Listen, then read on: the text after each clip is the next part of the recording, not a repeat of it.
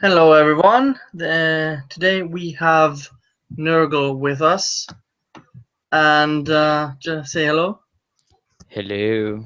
He's also known as Spormine. I put your Twitter in the description if they want to reach you. That's perfectly fine.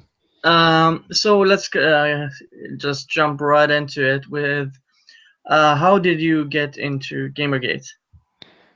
Well, I've always been a bit of a lurker on Twitter, just reading nonsense, and I am a huge gamer, being that I come from the fighting game community and all other things. Hold on a second.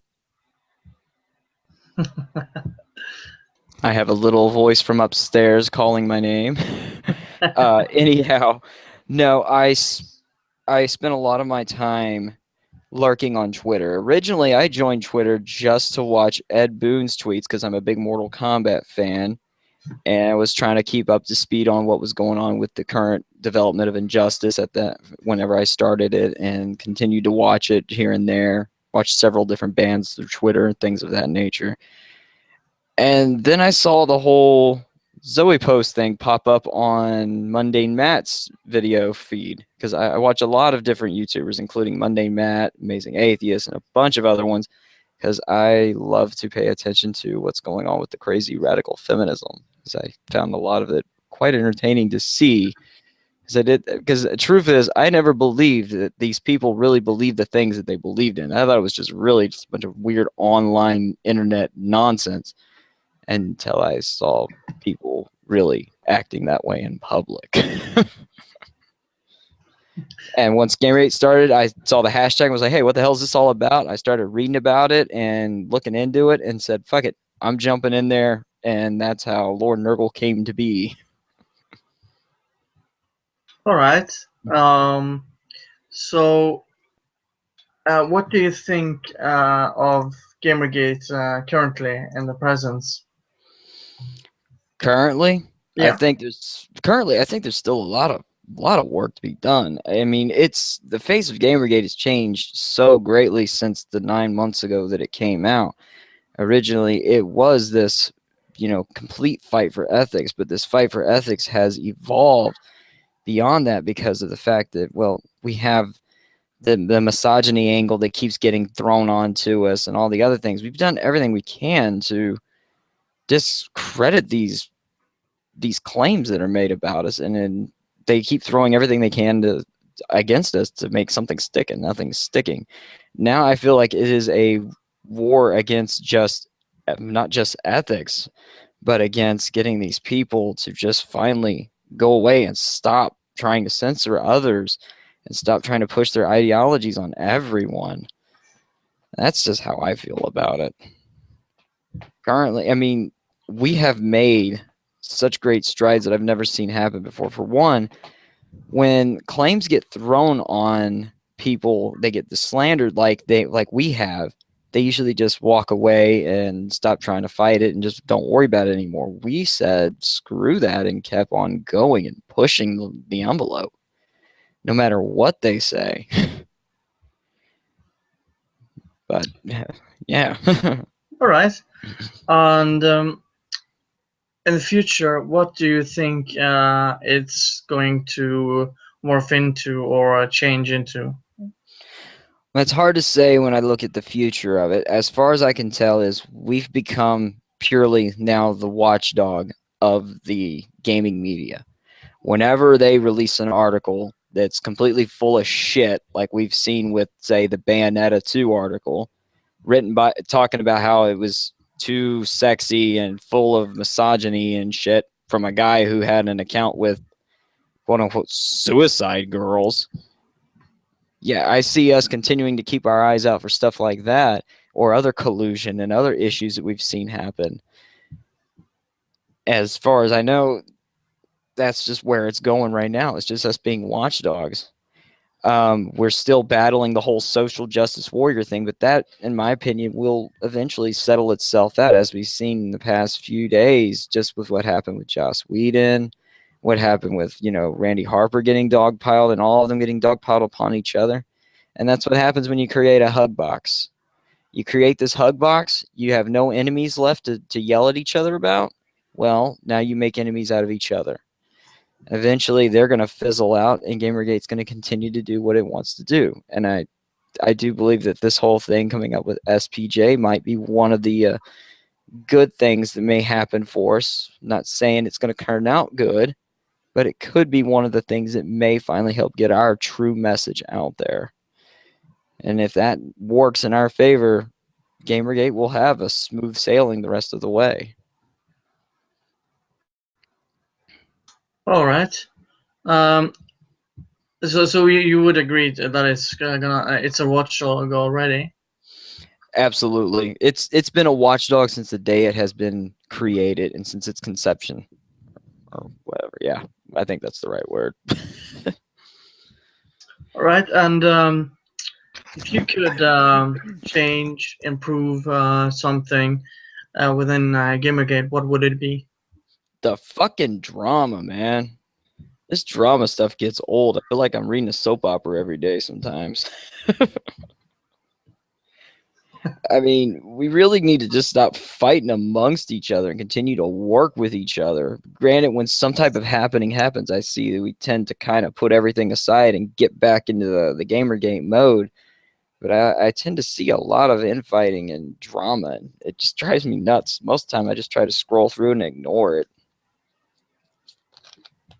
That's how I feel about that one. And what do you think is the major thing that Gamergate has done right so far? Getting all those sites to update their ethical policies. I mean, before that, they weren't even disclosing anything. Now we're seeing sites retroactively disclosing information on what they wrote in their older articles, and we're starting to see more disclosure. And I mean, look at what happened with what was it? Was it that article about the color cabal? Yeah, I can't It remember. was, I haven't read it. Sorry. yeah, the whole article was full of shit. And she wrote this whole article like it was all true, and then there was a disclosure put onto that article afterwards basically saying this article is full of shit, which I thought was pretty damn funny. And I find that as an accomplishment and as a result of what Gamergate has done over these past 9 months. Before, that would have just been published and thrown off like it was true, but they knew damn well we were going to be watching. They knew damn well we were going to read it and archive it. So they threw that disclosure on there. Excuse me.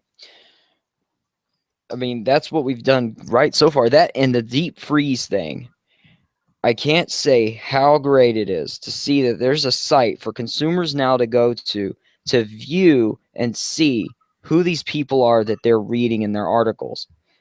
That they're able to see, oh, okay, this guy is fucked up and has hardly any credibility, so I probably shouldn't take his article completely with a grain of salt.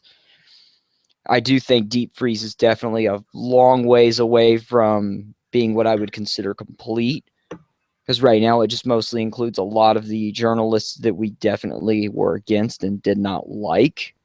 But I see that if deep freeze continues, it could stretch beyond just video gaming journalism, and that's something that consumers really do need, is a place to know, okay, I read this guy's video game or movie review and it didn't sound right. Now I found out, oh, that's probably why, because he's an asshole.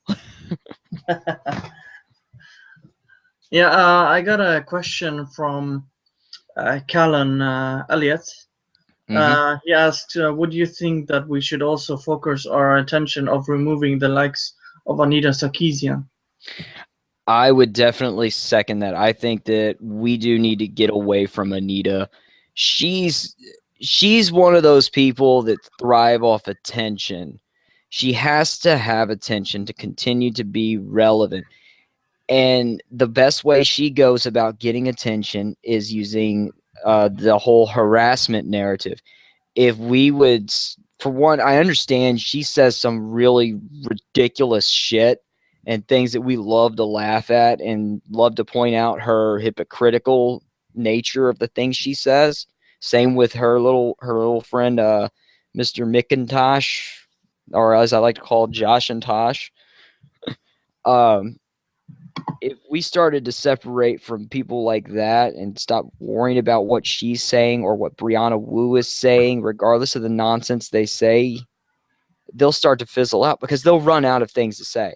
They'll run out of claims to make because the only thing they have going for them right now is, oh, we have the harassment angle. Well, we've already proven that the larger percentage of Anita's harassment isn't coming from stuff that's mentioned for Gamergate. So I just don't feel that she's truly relevant. I mean, just like Jack Thompson, eventually he fizzled out and he went away and he didn't have his little sway and whatever with video games. And the same thing will happen to her. She's here today, gone tomorrow. All right. He had a second question. Favorite 40k faction. I don't know if you can play that. Well, I am a big Chaos fan, obviously, going by the name Lord Nurgle. But if I had to choose an Imperial side, it would be the Sisters of Battle, as I have a Sisters army. And when it comes to Chaos, Nurgle's not my favorite. Slanesh and Tzeentch are actually my favorites. All right. I don't think there's. Oh, here, just about. Here came another question from the same guy, Callan Elliott. I heard Aaron Joni is going to sue Quinn soon enough. It's just a rumor, but any thoughts? Any thoughts? I hope he does sue her. I mean, I haven't really read a whole lot about whole Aaron Joni. I don't pay close attention to anything Zoe Quinn. I feel the same about her as I do with Anita, that we just kind of need to start ignoring her. But I hope he does, from all the stuff I have heard about him, because she's been really dragging his name in the mud, calling him a harasser and a stalker, putting restraining orders on him. All the dude did was get upset and post about his experience dating her. From what I understand, I mean, I've dated some bitches in my life, and I'll be honest with you, I wasn't happy with them and was very, very fond of voicing my opinion about those women that I dated that were bitches. Yeah, I mean, it was probably not the best way to do it, but he did it his own way, and I think the guy had if everything he described in the Zoe post is true, I think then Zoe Quinn is a horrible person. Well, you see, I don't know her. This is the thing when it comes to Zoe. I don't know her personally, and I don't know Aaron personally, and I have no idea what happened in the relationship, and that's why I don't take everything he may have said within that post as fact and truth. Yeah, that's what I'm saying. If it's indeed true. Yeah, if it's indeed true, I mean, yeah, she deserves to get sued. Go after her, because I mean the chick's been driving his name through the mud like crazy, and it's pretty sad to see, really. And I wish the guy and nothing but the best. But I mean, I wish everybody nothing but the best. Even in Zoe's case, I have respect for everybody, even if I don't like them much. But as far as he goes, I hope he gets what he needs out of it. And the thing is, I defend Aaron on one reason. He had a bad relationship. Dealt with this woman that apparently did some really fucked up shit, and I've been in some really bad shit, and sometimes you just have to fucking bend. And that's what his post seemed like to me, from what the stuff that I have read from it, is he's getting this shit out of his system because it probably was eating him up inside. Sometimes we just gotta let it all out.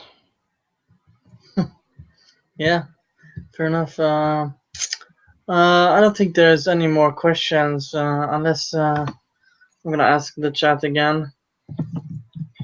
Ask away. Questions before we close.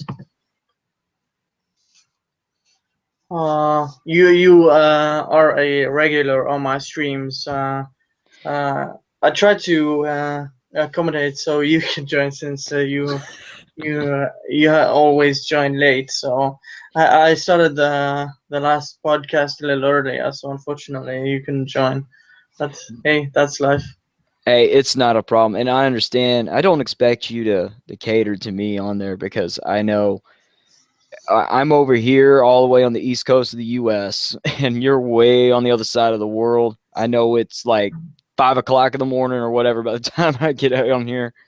And it's mainly because, well, unfortunately, I've got kids, and they don't go to bed till around 7:30, 8 o'clock as it is, at least. So I try to make you the streams whenever I can. I try to be as active as I can.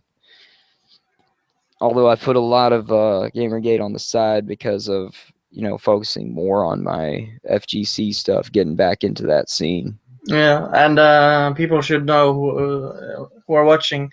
This is the guy who made a lot of research into the smoking gun thing. Yeah, that was a lot of fun research. Yeah.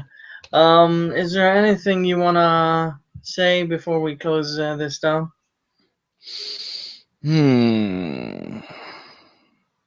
Not really. I'm pretty cool. I will say that I think a lot of people glossed over the smoking gun a little too much because it validated a lot of the conspiracy theories that were floating around about everything being connected, this going on for a long period of time. I mean, there was connections in there that I was just, it baffled me in how many connections I found, and was sitting there. I sat there with a chalkboard trying to connect all these puzzle pieces together to figure out exactly how this stuff works. And I'm just going, holy Jesus, this shit's been brewing for years. This whole SJW invasion and all this other insanity that was going on. It all started to make more and more sense as I watched that video, saw the controlled chaos, or well, not controlled chaos, but the controlled invasion thing. What's his name? The dude from Kill Screen, and then we're still seeing that guy popping up here and there with anti-Gamergate and shit. Yeah, it was pretty wild, actually. Yeah, it's a shame that not more people. We said this on the stream as well. It's a shame that not more people have taken notice of that. So yeah, overall, I mean, I really think that it's more of just a validation of what we all believed to be going on in the beginning and what we all thought was happening over this time, because we saw, I don't believe Gamergate's all about social justice warrior stuff, but it's a big part of it now. And we've seen over the course of years the sci-fi community get invaded by these people. We've seen them invade comic books. We're starting to see comic books coming out that are very, very slanted towards a strange ideology or ideology, however you want to pronounce it, that they've been pushing for years.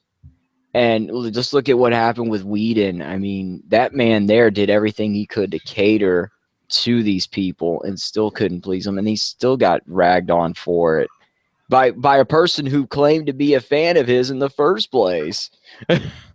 But the smoking gun, as it stands now, in my opinion, it stands now as just a validation of what we all knew was likely had been going on for a long period of time, and it shows where we came from and where we are now. Now, I believe most of the battle is won. We just have to continue to keep putting the pressure on them. Keep having Gamergate meetups in real life. That's one thing we can do that will completely piss them off, because they're resorting to such crazy tactics now that it's making them look worse and worse. And I do suggest watch the Mercedes and Chris Clueless video with Pac-Man, because Jesus Christ, he's a disrespectful piece of shit through the whole goddamn thing. And poor Mercedes had to put up with that shit. yeah. All right, I think we're. Oh, another What's question before up? we. I'm always open to questions. I like questions. Would you have followed the social justice philosophy if you didn't know any better, from Callan Elliott again? Shit, no. I've been following the social justice bullshit for a long time before Gamergate, just watching YouTube videos and all that.